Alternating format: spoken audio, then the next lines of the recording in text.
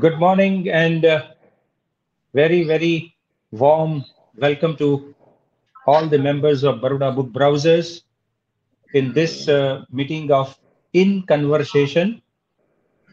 Let me also wish a very happy, happening, and fulfilling year 2021 that has already set in. Uh, Year 2020 has just got over. In many ways, this year 2020 will be a surreal year for many of us. Surreal in the sense that for most of us, or many of us, it has had been the longest year to bear or endure ever. Whereas for some unfortunate ones, the months and weeks would have flown by in minutes.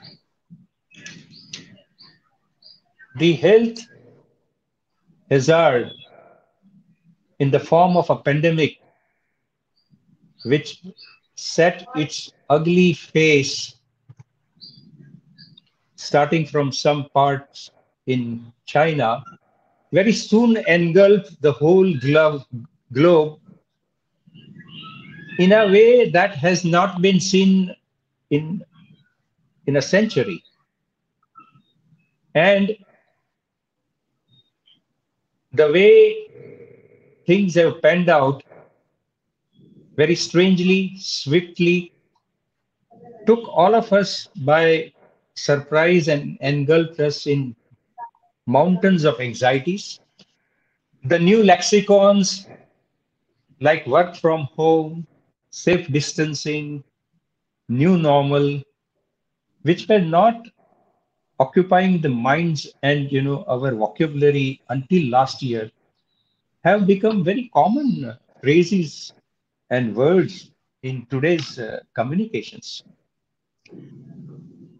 Be that as it may, while we struggled in 2020 and we are still struggling in 2021, but with a fervent hope now that the vaccination or immunizing masses is almost at our doorsteps.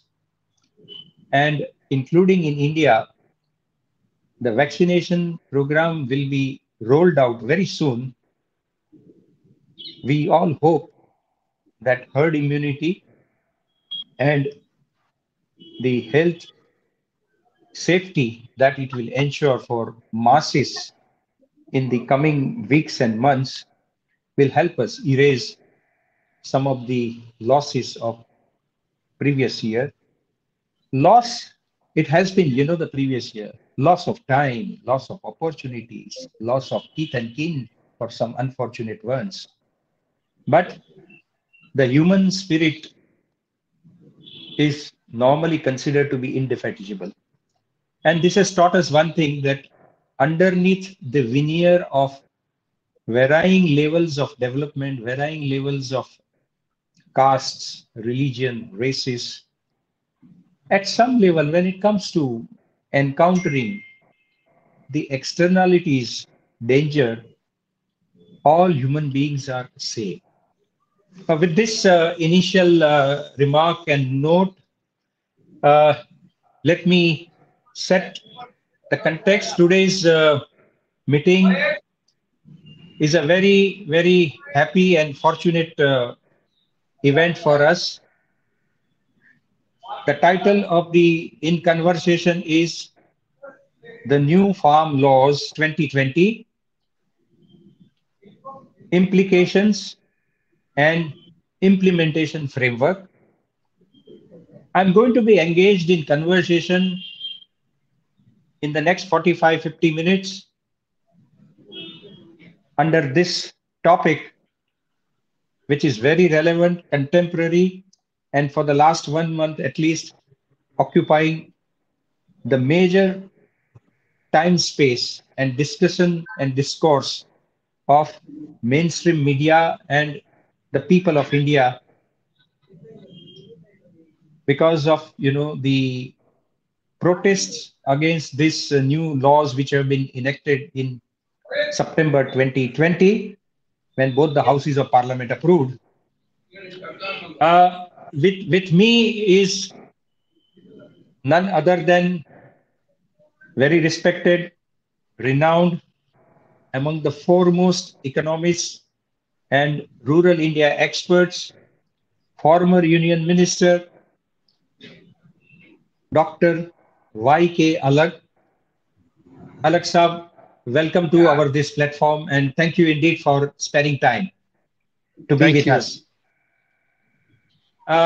Professor Alag Saab, as such, doesn't need a very elaborate introduction. He is so well known, and his contributions, both in the academic field and policy planning level, for subserving the causes of India, especially in agriculture, economics, and planning commission, for the last 5 decades plus, is very, very invaluable. And in fact, he is now regarded as one of the very, very, very handful of experts in India who can transcend and who can, probably be a privy to the development that has taken place in India from agrarian economy to the modern economy.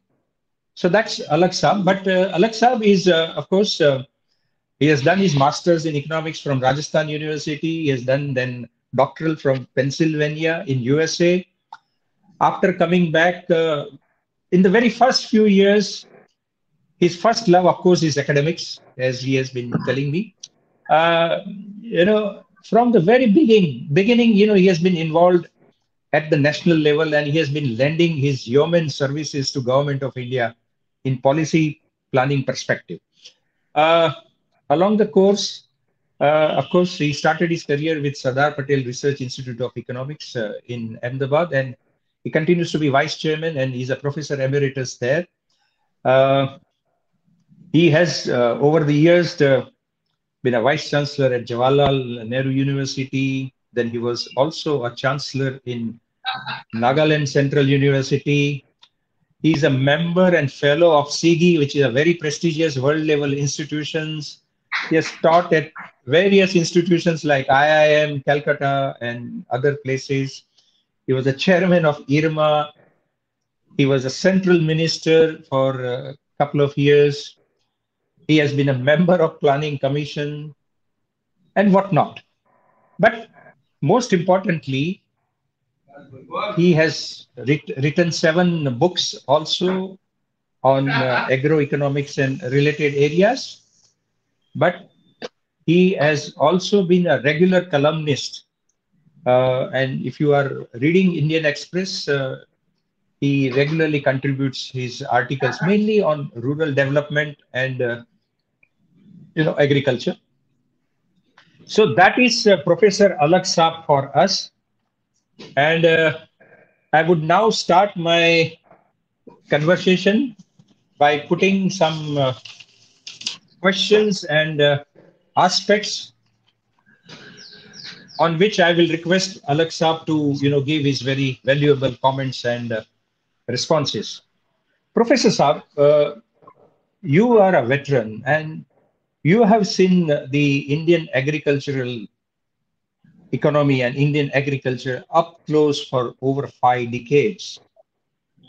And if I may say that in last 5 or 6 decades, Indian agriculture can be categorized in 3 slivers, main slivers, like pre-1970 era, when there was the era of extremely agrarian, archaic practices of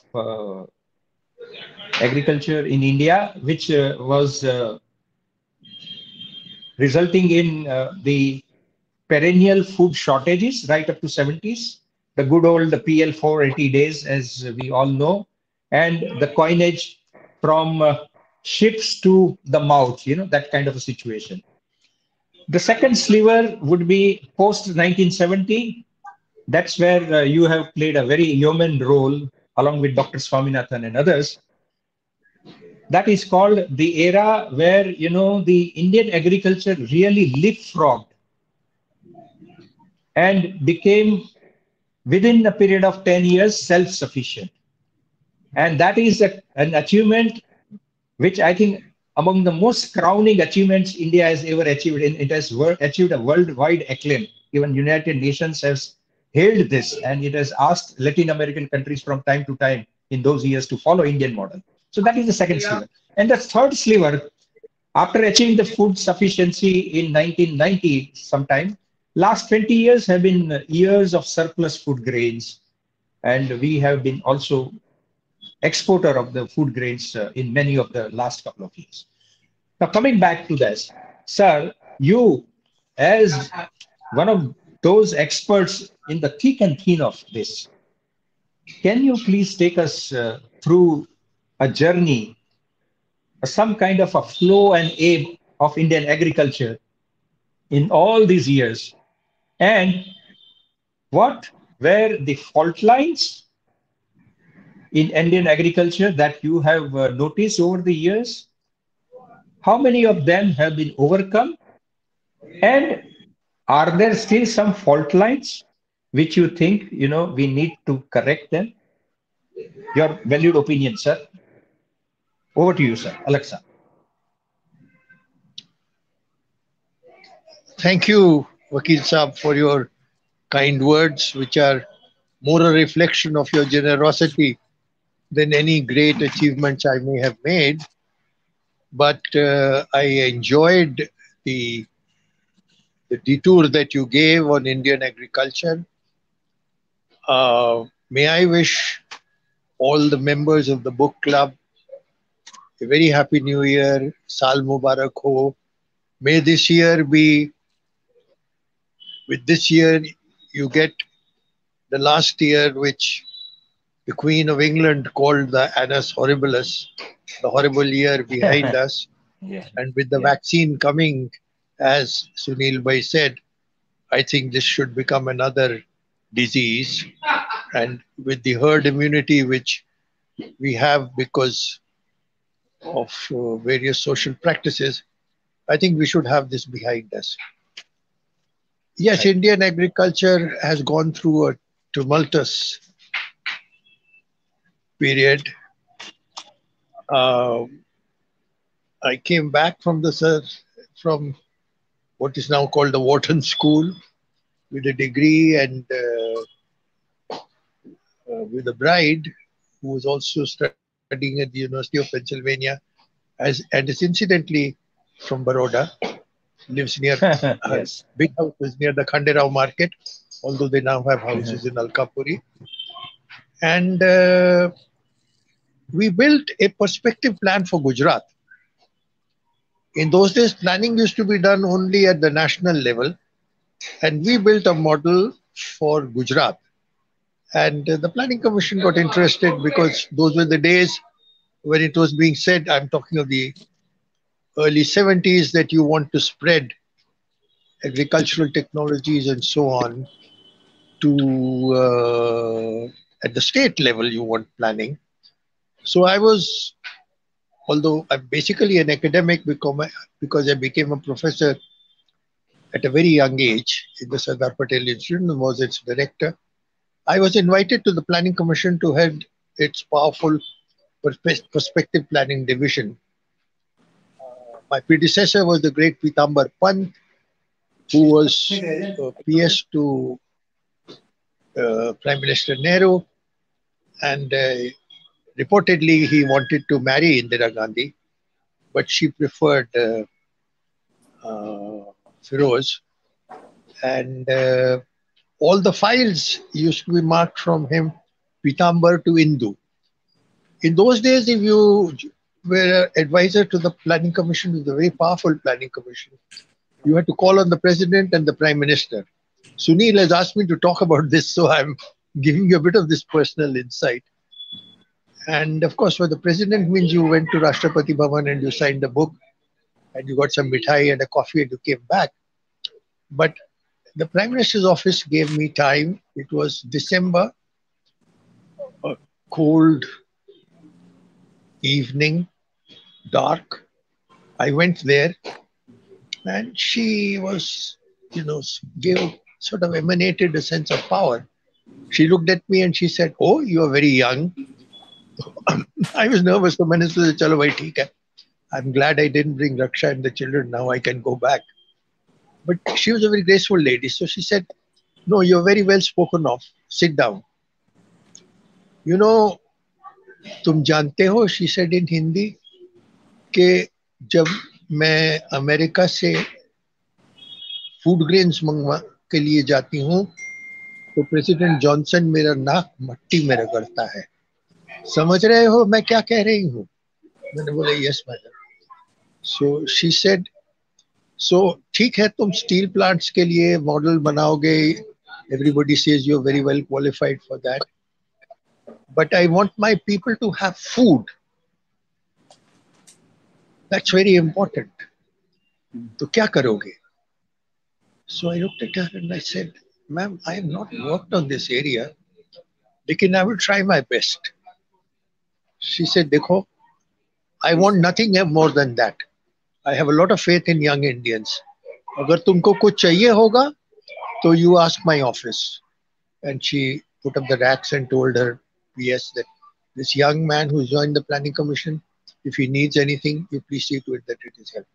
So I came back and I found out, and this is important, the amount we were neglecting agriculture, that we were using some norms which had come from Poland to decide on what are the inputs we should plan for. And nobody had a clue as to what was going on. So that is the beginning of data-based planning for agriculture.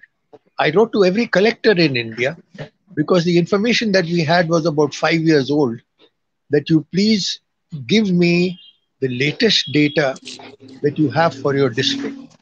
And they're fascinating. They all, in those days, we had about 350, they all sent me that information.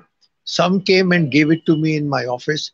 And that is the origin of the what is called the Alag Bhalla studies, where we said it's wrong to say that Indian agriculture has no growth potential. In about a sixth of the area, it is growing at 6% compound per annum because there is irrigation and good soils. That is the northwest. In other areas, 40%, it is still growing at 4%. But there are 100 districts where the growth is not there because there are no inputs. And those are the places we have to concentrate on. So there were 10 projects which were carrying on for many years. And I said, we need 400 crores to finish these projects. And I said, we need 400 crores. There's a lot of money in those days for tube well irrigation because there's plenty of water. And the finance ministry said nothing doing. Dr. Manmohan Singh was chief economic advisor. They said there's madcap in the planning commission. So I went back to the prime minister's office and I said, listen, this is what we have to do. And after the budget, they rammed it down their throats. And we finished those irrigation projects. We doubled the area under irrigation. And by 78, 79, we had stopped importing food. And I was called to the World Bank once, and somebody said, nothing ever succeeds in India, Mr. Alag. I said, you're absolutely right, but nothing ever fails in India also.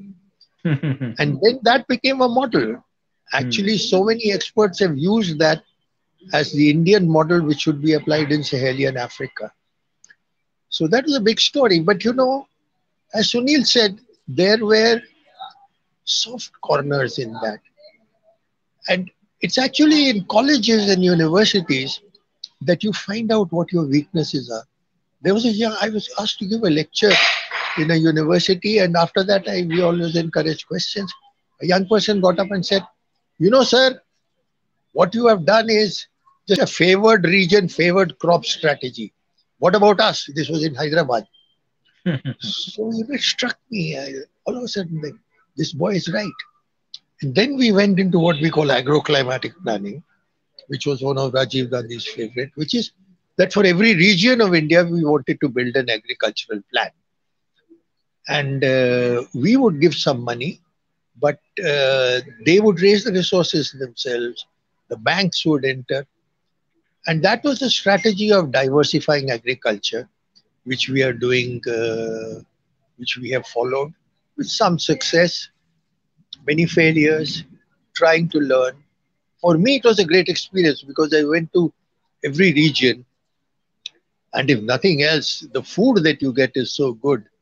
You know, our regional cuisine is a lifetime savory.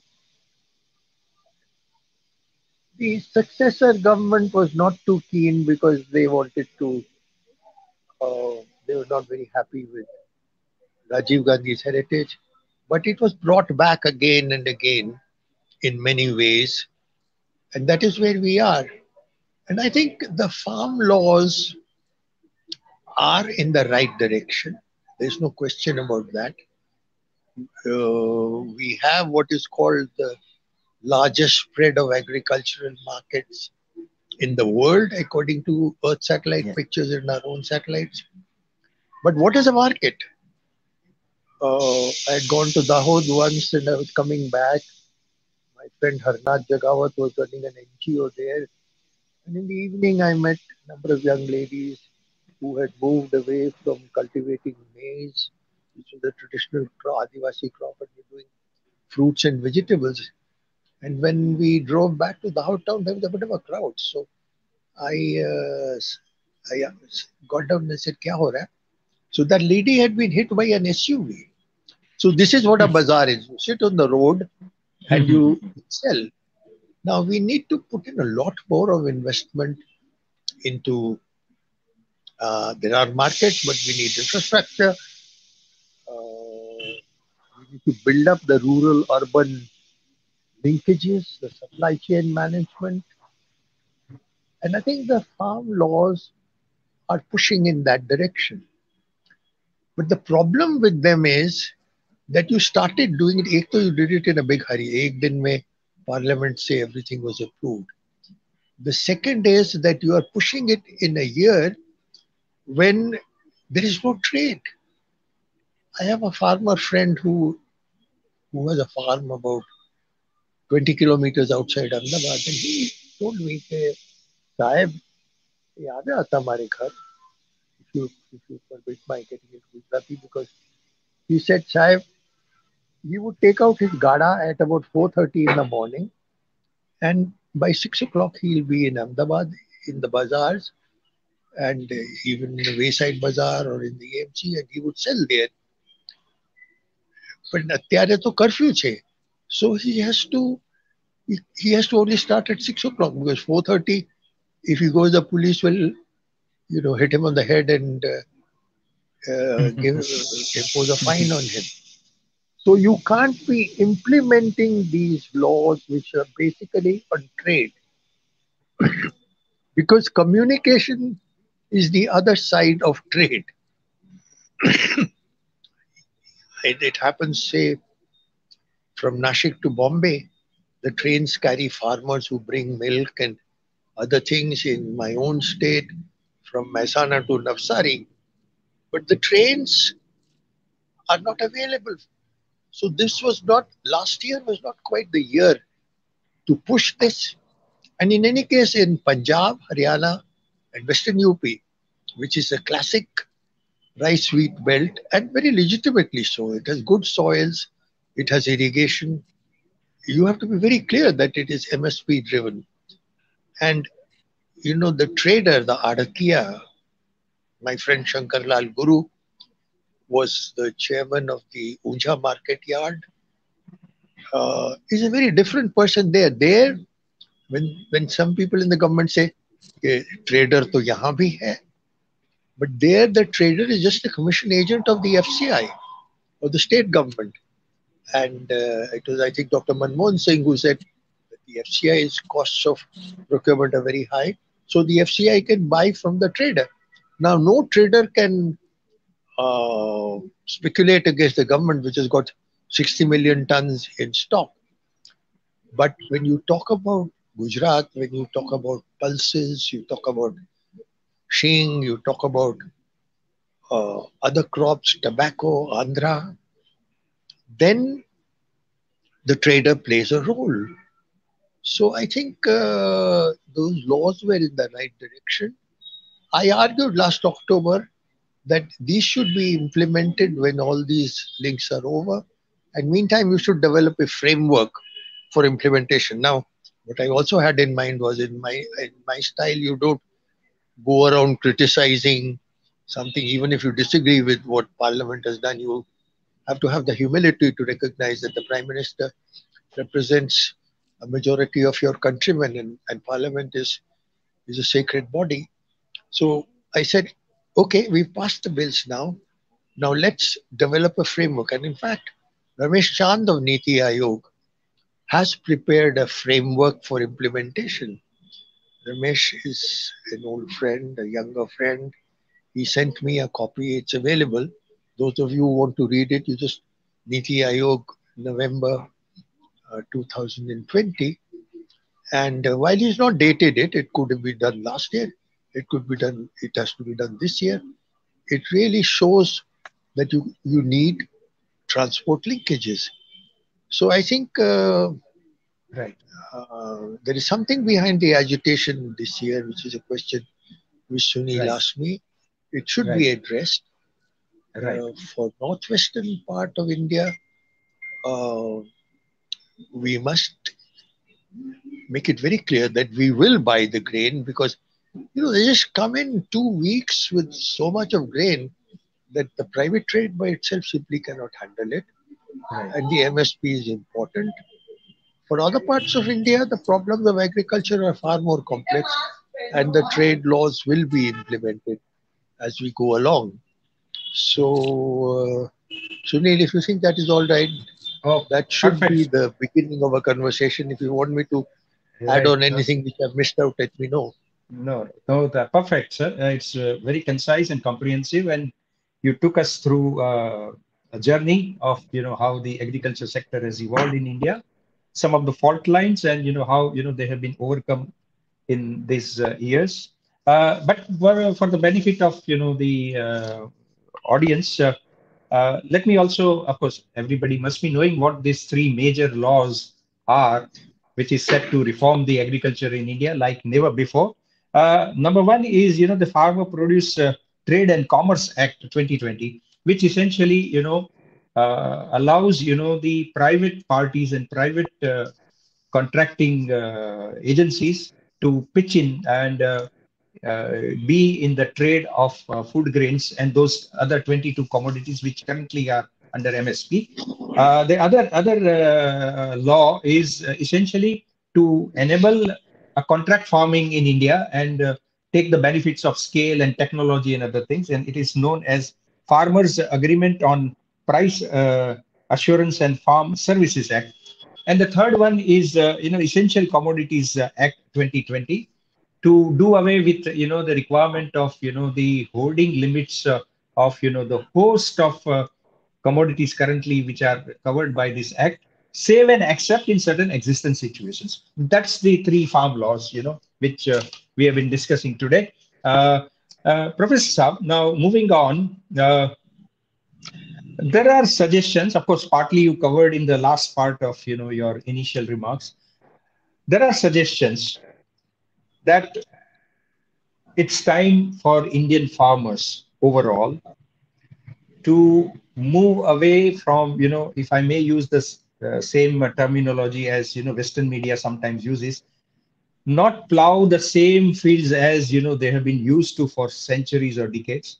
And in terms of diversification of crops, they should move away from only wheat and rice, where it's very easy for the farmers, especially in the northwestern part, to have the MSP recourse, and the APMCs being well developed there, they are able to get their realizations fairly quickly as per the existing trade and all those things. And this is also, to substantiate that point, some experts are saying and quoting that today, the total stocks of food grains, major food grains in India, in the stockpiles and warehouses of Food Corporation of India, is as high as 96 million tons, which is the highest ever, as against the norm for normal stock levels of 46 million. So more than twice. So, do you think that there is some grain of substance in this kind of argument made by some experts that people or the farmers should move away only from this and they should start diversifying, including in Punjab and Haryana in particular? Your comments, please, sir. Well, first about the rest of the country, farmer producer companies. Kurian himself had started cooperatives, and he was very clear that the same thing can't be repeated all over the country because you don't have the Patels who backed him up in Kheda. So in the Anand Declaration, I was there.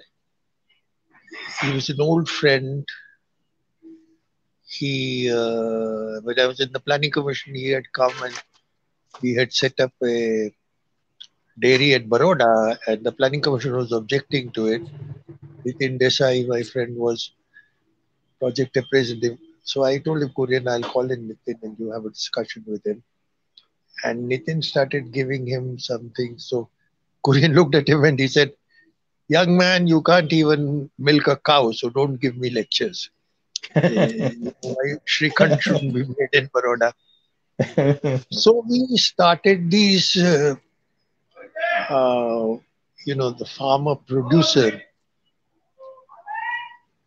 company because we realized that the Department of Agriculture is in the old colonial tradition, the SP, the collector, and the agriculture officer. And we wanted them to be a part of the Ministry of Corporate Affairs. And the Second Amendment to the Companies Act 2002 is called the Alag Amendment. That is where this was brought in. It took some time. Even now, well, they run into hundreds, and there are some which are not even registered. Because of this, I get telephone calls in the morning saying, Mr. Alag, I'm running a farm producer company, and I'm now a part of the commodity exchange in Chicago or London. There's the Sahyadri cooperative fellow who has organized it across 60 villages, and he came and met me, and I got him audiences in the Prime Minister's office in the Niti Aayog. But still, it's a smaller movement. It's not as much as it should be. And it is not very wise to go on the assumption that it is there everywhere.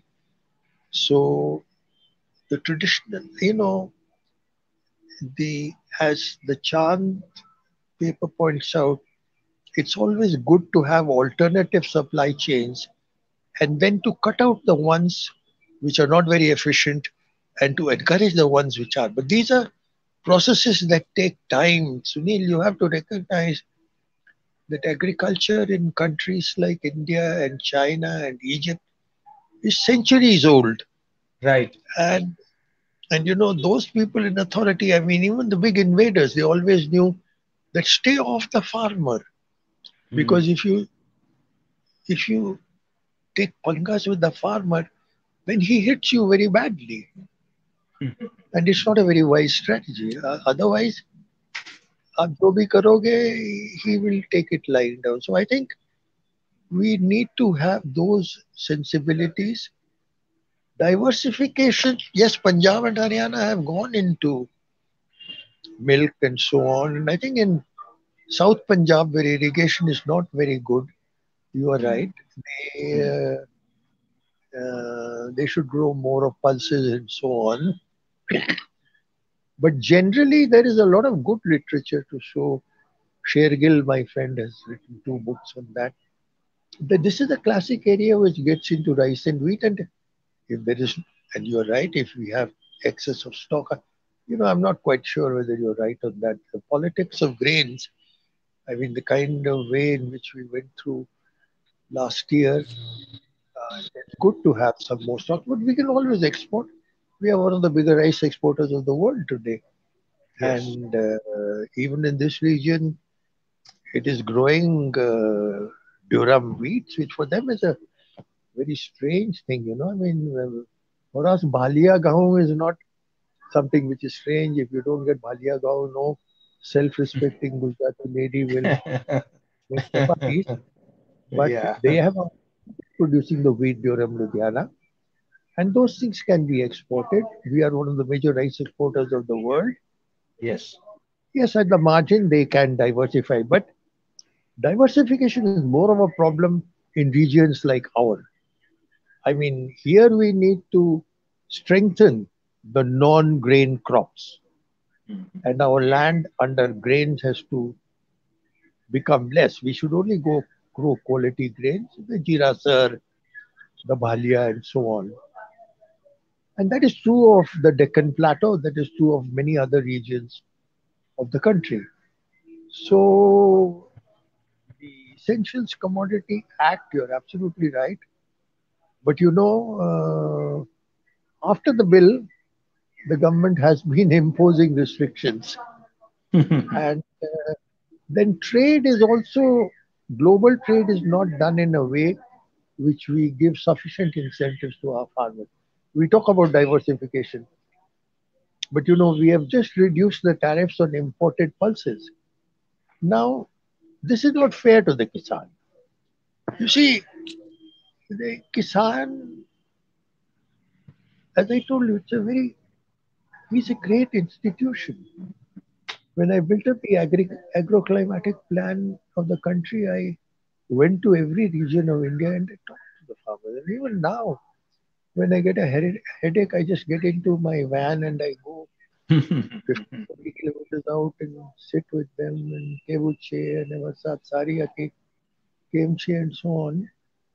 But you have to go slow with them. Yeah. You're Very absolutely true. right. We need to put in a lot more of money in Mhm. supply chain management, Yeah. infrastructure, first stage processing, so that you don't move ganna, but you move, you know, even you don't move paddy, but you move shelled rice.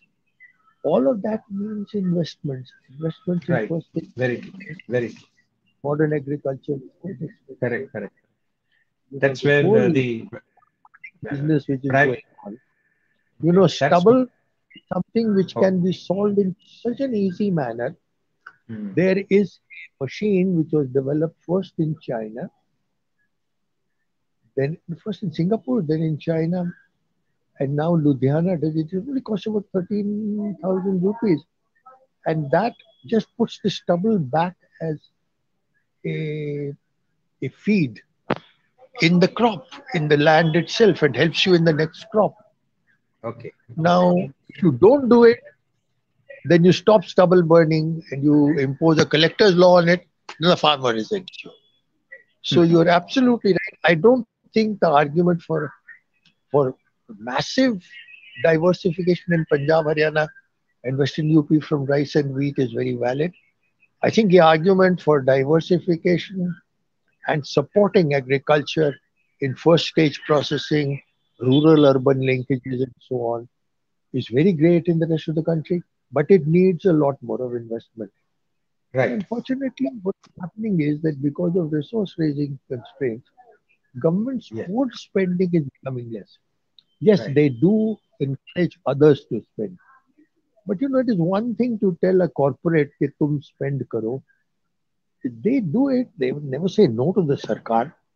But you know, I mean, I'm one who's been on the board of companies. When the government asks you to do something, you do ceremoniously. But in many parts of the country, the corporates have now developed linkages with agriculture. I Yes. don't think the PepsiCo model, which created a lot of problems, is there in many parts of the country. The first big experiment was really the Tatas, and I was on the board of Tata Chemicals, and Ratan Tata had a lot of questions on Yoginder agriculture, we've always burnt our fingers. But we did Shakti pulses in Pudukkallai, in Tamil Nadu, and we found producer companies. We helped them. We purchased their dal, and that is the beginning of the Shakti pulse, which Mrs. Vakil may be going and buying from the supermarket.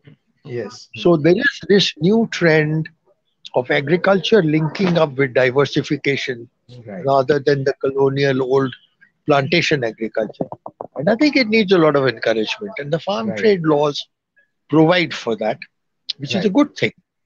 Correct. In Punjab and Haryana also, horticulture is coming up in a big way. The Badals themselves own a what we call a Malta, which is an orange farm. So I Mhm. think those things need to be encouraged. You're absolutely right. These things take time. They are not. We need to get the corporates involved in a much bigger way. Right. Right. Still, as I said, it would be a mistake, Sunil, unless I'm very wrong, and I don't claim to be right always, not to have an MSP based um, rice wheat model as a predominant model with other things happening on the side and diversification and so on as Right, sir. we go. Right, sir. Thank you. Very insightful views, sir. Now let me dive a little deeper into the APMC and MSP. Let me first seek your and pick your brain, sir, on the minimum support price. Uh, I personally feel that if you take last 30 years of trend of prices of, let's say, first 15 essential commodities or household consumption items in India and compare them with the staple items of food grains, namely bajra, jaw, makai, rice and wheat. I have a feeling that the terms of trade, as we mentioned in economics, are inferior to the food grains and all. And MSP also is not sufficiently covering the rise in the costs and the expected the margins which the farmers must get. And what is the reason for that? And is this not unfair that MSP basis of fixation is currently unfair? And Swaminathan committee has talked about C2 plus 50%, and that C2 is not happening. Can you tell me what is the reasons why the MSP prices are not of the desired level? And is my impression correct that the terms of trade for main food grain items, I'm not talking about cereals and vegetables and horticulture exotic items. I'm talking about staple food items. Are the terms of trade not inferior as compared to the other items of household consumption in India? Please, your opinion, sir. The C2 plus cash formula came from a committee that I had chaired, Yes. and it set up when Sharad Pawar was the agriculture minister. And Professor Swaminathan asked me, and he, in fact, in his report, he said this comes from this committee's report. It was a classified report, so I didn't talk too much about it. But Sharad Pawar is very clear about it because he got one of his chaps to ask a parliament question and then put the main findings, 30 pages of this thing of the report in answer to a parliament question so that it became public property. And we have provided for the expenses of the farmer when he goes to uh, when he goes to the market and so on and so forth. I will not get into those details. But the MSP, as you very rightly say, is not the thing which happens outside Punjab in an operational sense.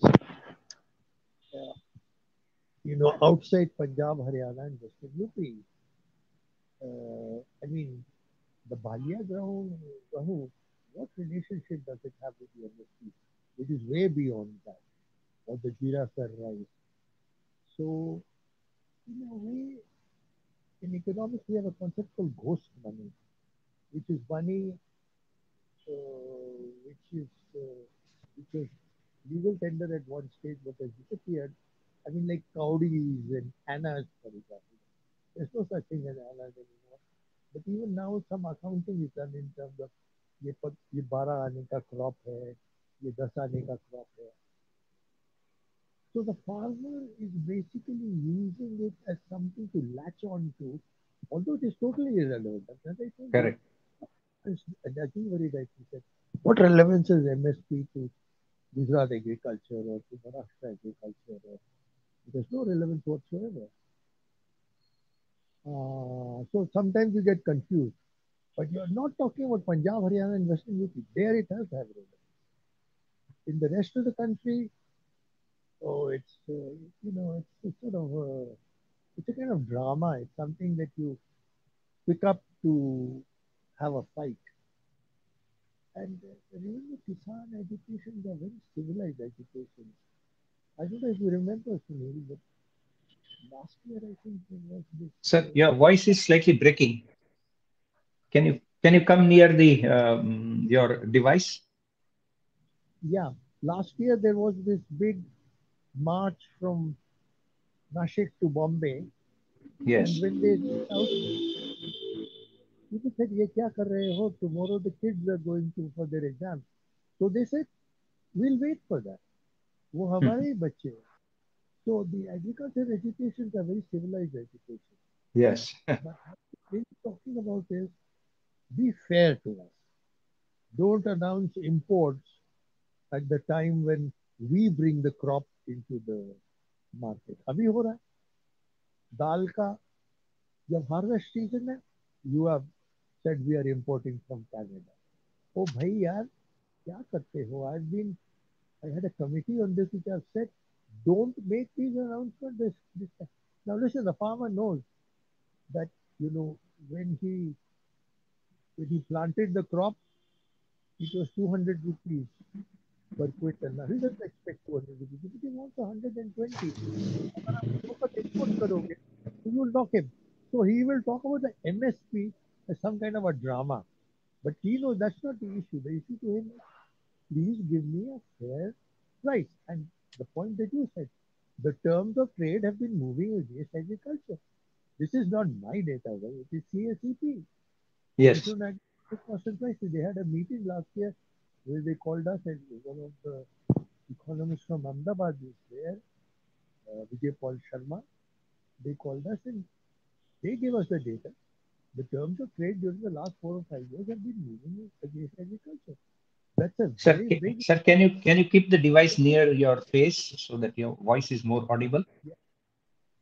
Can you see it now?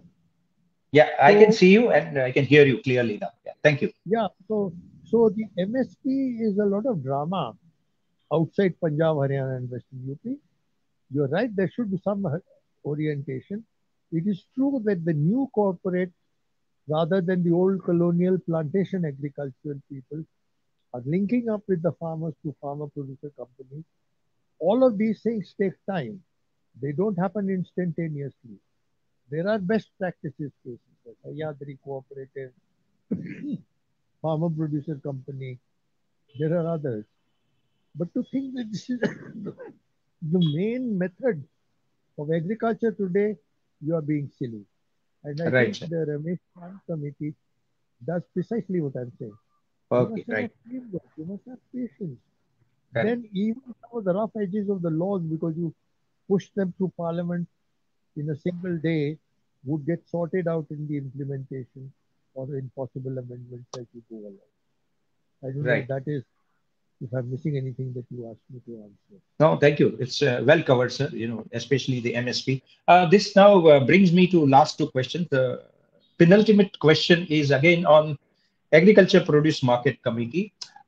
Sir, you know better than anyone else that agriculture produce market committees and the mandis have been very well evolved and established in Punjab and Haryana and some parts of Western UP. And therefore, within few weeks or within few months after the, harvesting is over, the procurement takes place at MSP price and 80, 90% of, the crops get sold. But it is so skewed. And to give you an example, say for example, if you take the same kind of scenario in Bihar, there even it is not even 2%. 98% of the farm produces are not getting sold through APMC. What is the historical reason, or the evolution fault lines of this dichotomy between different states as far as APMC is concerned? What is your take on this, sir? See, the APMCs just work in a few states and in a few crops. You're Yes. absolutely right. In Punjab and Haryana, maybe in Gujarat, in Variali, maybe the Unja market yard. But for the rest of the country, markets really mean what I said. Anywhere there is a market, and in that sense, the farmer producer laws are in the right direction. I think the the solutions that they are giving, the e-markets. Now there, I think you have to be careful. These things take time. Mm. Direct benefit payment. I had gone to give an invited lecture in Bhopal, and that's supposed to be the great DBT area. And I went to some markets and talked with farmers, and they said, I mean, we don't have the kind of identification that they need. Many of them are working on leased in land. So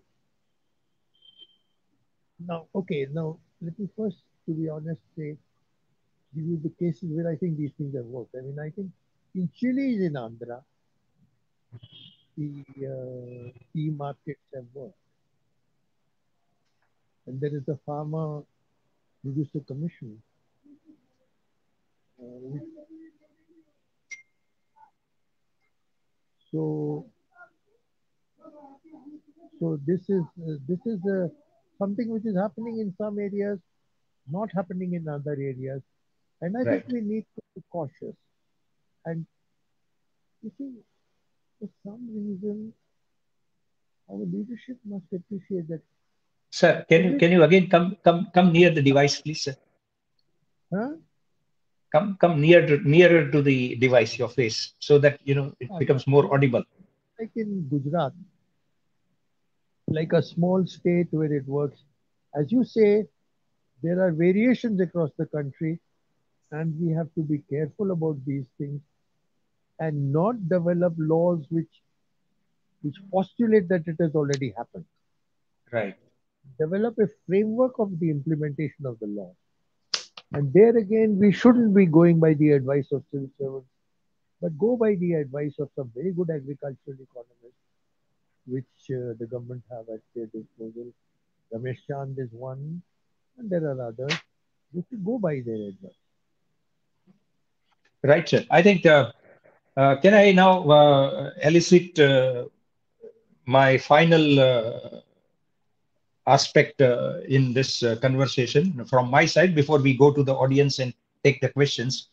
Uh, as far as the laws are concerned, you have already mentioned that per se these laws are good and forward looking. There are no qualms about it.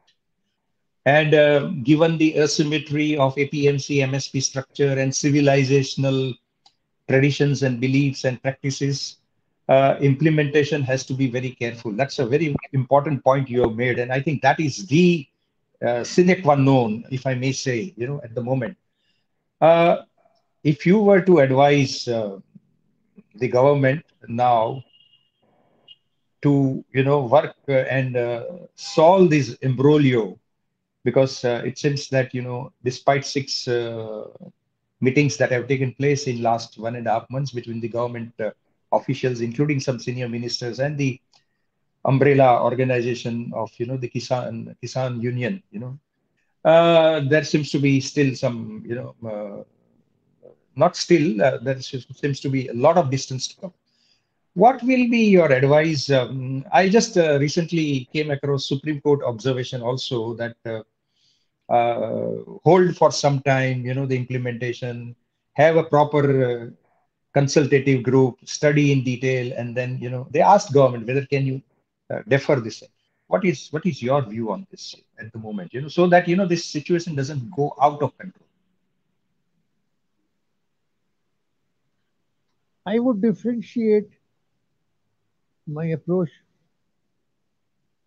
according to the needs of the farmers of different regions. I think Right. we have to tell, we have to convince the farmers of the northwestern part of the country that we mean business in MSP, that we will always support them in their diversification into horticulture and to dairying and so on. Uh, in other parts of the country, the problems are different, and I think we should tell them that the laws that we have imposed are that we have put are not meant to be imposed in some kind of a meaningless firman manner by the civil servants, but will be done depending on local conditions and needs. And if we get those messages across, then I think the farmer, many of the farmers who are from other parts of the country, they are going there more in terms of expressing their solidarity with farmers. But their needs are different and they know it. I was giving you the example of the march into Bombay. So we should we should meet their needs and tell them that the laws are just a framework, that it is the rules of implementation which take which are the operative part, and there will be a consultation mechanism where the rules of implementation, what are called the business rules of implementing a law, will be developed in consultation with them through time. And we should have patience. Not everything works the way it does in Gujarat. As you very rightly said, what happens in Bengal is different from what happens in Bihar. In Bihar, the maize markets have worked very well, but there are other crops where there are serious problems.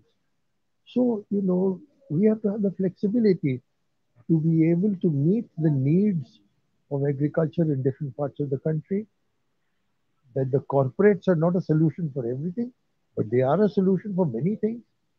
And those corporates which are willing to play that role will be encouraged to play that role, perhaps with tax concessions and so on, to help the farmer in improving his income and in accessing the technologies, particularly the technologies of supply management, which are important. And the more he organizes himself into groups, the better off he will be, and then they will be better off the relationship between him and the corporates. And the Tatas is an example of a very good relationship between farming communities. Now the Shakti Pulse example is there in many parts of the country. So these things happen in time, aram se, and one has to have the patience to be able to push a sector like agriculture, which has centuries old links, into the, the world, the post-COVID world, and the world of this decade and the next 10 to 15 years.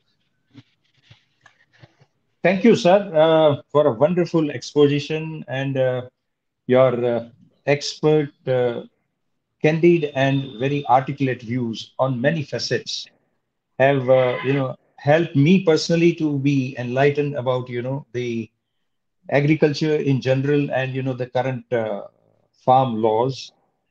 I cannot thank enough, but just express the gratitude for sparing your time and all. We are enlightened. We have got to know certain facets and certain aspects which only an expert and experienced economist like you can throw the light. And on that note, my main discourse with you stands completed for the topic. And now is the time I request Alak Saab to take some questions from the audience. I've got it in the chat box and I will read them out to you for your comments and your response, sir.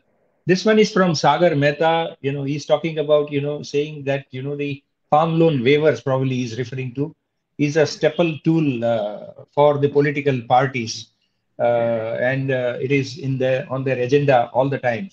Will this new laws direct the country towards moving away from, this political party's agenda of farm loan waivers? What is your view?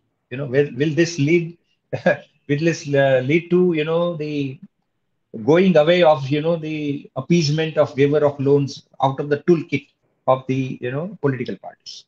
That's what he wants to say. Well, farm loan waivers are justified in agriculture outside fully irrigated agriculture, like in the northwest, which is there in most parts of the country when there are rainfall failures. Now, the other answer is crop insurance. But unfortunately, in spite of the Bima Yojanas and so on, still crop insurance is more something which ensures the loans that the banks give to the farmers rather than the farmers. There is this whole business of crop cutting experiments, but you can't really get to that level of detail because it can rain even within the tehsil. There can be variations. So you need farm loan waivers. Now you have to have a government which has the ability to be able to give those waivers which are justified versus those which are just politically motivated. I mean, I remember when I was in the planning commission, I had a big jagda with Mr. Sharad Pawar, who was chief minister of Maharashtra, because I said, we will waive them for 5 years and then they have to repay them. And he said, no, it should be 7 years. So those kinds of little things can carry on, but until you have a crop insurance scheme which works and which is there for the farmer and not for the bank which is giving the loan, I'm afraid farm loan waivers will be there and they should be handled with care and with a certain amount of political strength so that you give only that adjustment which is justified. And once the crop insurance scheme, the PM's Fasal Yojana, becomes absolutely successful, then I think you should ban the farm loan waivers. Right. Very well said, sir. Very appropriate response. Sir, the next two questions are from two professors of MSU, of which you are very fond of. Is that right, Alexa? You Ji. told me that MSU is one of the best universities in the country. Yes, this is from Professor Amit Dolakia. He says that export and import of agriculture products is one of the most regulated segments of foreign trade in India today. Should the next level of reforms concern the liberalization and globalization of agricultural trade? If this happens, what should be the implications for farmers, economy, and consumers of food products in India? I Over to think you, sir. Amit has a point. Hmm. As far as imports are concerned, the only thing we have to be careful about is that we are importing agricultural commodities from governments which give very large scale subsidies. I mean, like, for example, the European Union gives something like a 98% subsidy on certain crops. So I think the stand that we took in the WTO Sir, again, can you come? Can you bring your face closer to the device? yeah, yeah. So that the stand that we took in the WTO, the Murasali Moran Hmm. stand that Maran defended us in the process, died. Hmm. He was India's commerce minister at that time. That listen, food security is not something that we'll give up, and Correct. also not development of backward areas. Now, Suresh Prabhu kept up that stand in Argentina, but after that he gave it up. So the government has now said that it will discuss other issues. I don't know if I'm making sense. These are complicated issues, but the thing is that we have refused to discuss the industrial tariffs until the food security business is sorted out. Now we have agreed. And I think we should be careful because Biden will really push us on that. I think we've got the whole thing wrong. We simply think it's just a trade thing. He will also push us on human rights. Kamala Harris has made it very clear that on Kashmir and on certain other parts of the country, but they will be quite aggressive on this kind of thing. And the Americans give very large scale subsidies to agriculture. So we have to have now we don't shouldn't use banning. We should use tariff policies, and we can impose pretty heavy tariffs as long as we don't give up that right under the WTO. I'm sorry, it's a slightly complicated business, but there is no other way in which we can move towards better trade opportunities. That is that to the extent that there are restrictive practices and large-scale subsidies going on elsewhere, we reserve the right to hit back. Beyond that, I quite agree that the rest of it should be free. Why should we reducing the only thing that as Sir, far as sir, government, your face nearer the device, please. Sorry to bother yeah, and interrupt. is concerned, we should be declaring imports at the wrong time. We shouldn't be doing it just before the farmer brings in his crop because Correct. that the terms of trade move against him. So subject to some very reasonable restrictions because in global trade, in agriculture, there is a lot of subsidies going on. I think the movement towards no restrictions is a correct movement. Right. Okay. Next question is from Professor Sundar Rajan. He's also from MSU. Sir, you stated that the reforms are in the right direction.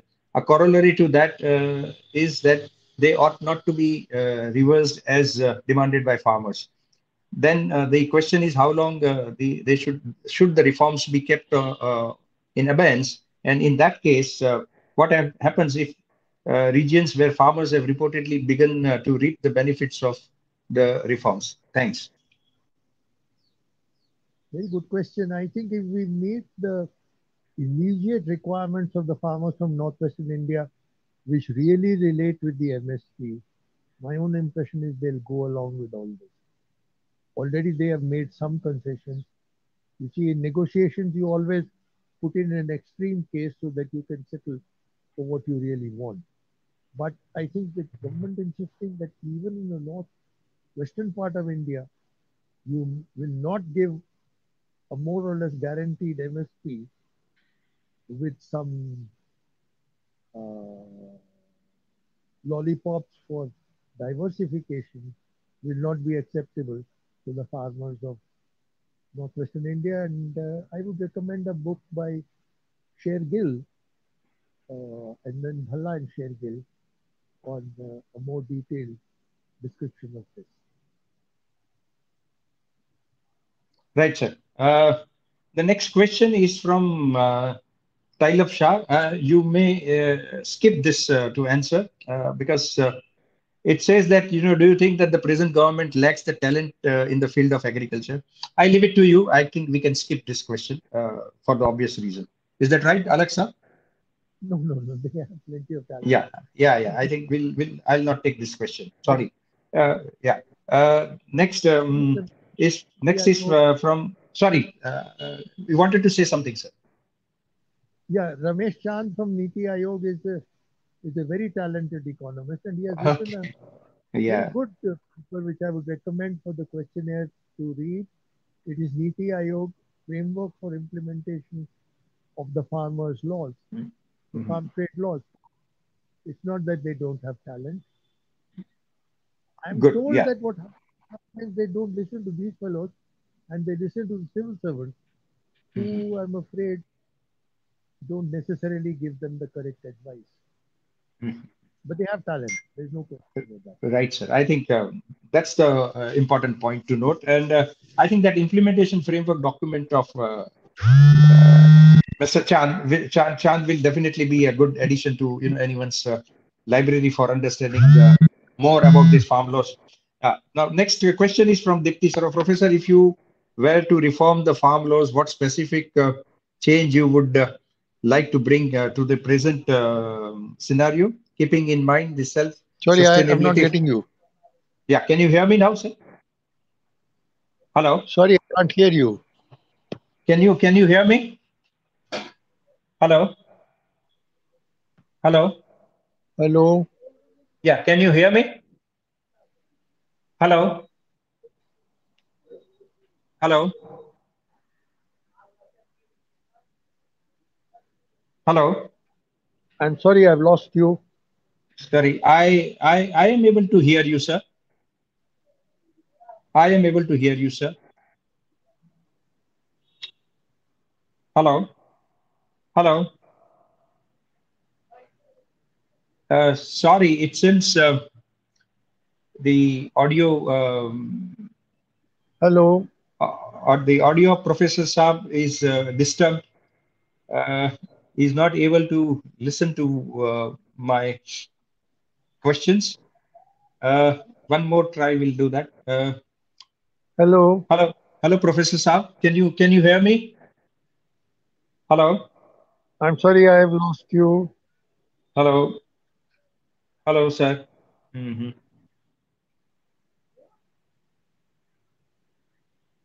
Hello, Hello, hello. Sorry, I'm not able to connect. Professor Saab, and continue with the question answer from the participants. But most of the questions were already covered. And before that, what an exposition on the agriculture scenario in India. Not only the perspective into the past from the time of post-independence through to the the major reforms which happened in 70s and later on. He has been at the thick hello, and thin. Hello, hello, sir. Hello, hello, hello, sir.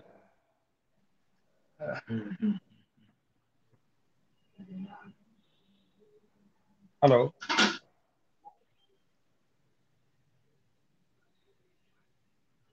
hello. hello.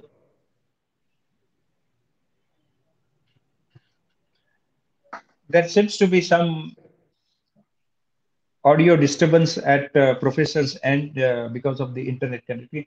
So I'm sorry, we'll have to, end this in conversation event at this stage only and without further ado. But let me take on record and acknowledge Hello, the time given by Professor Saab and excellent exposition on agricultural reforms in India, including the current farm laws. I personally have I'm sorry, been enlightened, sound. but yeah, I've been I can't personally hear have you. been enlightened with his views. I would like to thank all the participants for stay for tuning in and putting up relevant Apology. questions. Yeah, my apology. And I would like to thank the Naman Associates, my dear friend Samir Parikh, because of whom, Professor Alag Saab could be roped in. My sincere thanks to Samir for this special support, apart from, the other support that you and your office with Sambhavi, Hello, at the back and call for hosting these virtual meetings. On this note, I'm sorry, we will not be able to conduct the meeting further. We'll have to, adjourn the meeting now and wish you all a very happy happening new year. Continue to hello. take care, to stay safe. All the best and good luck. Thank you. Thank you, everyone.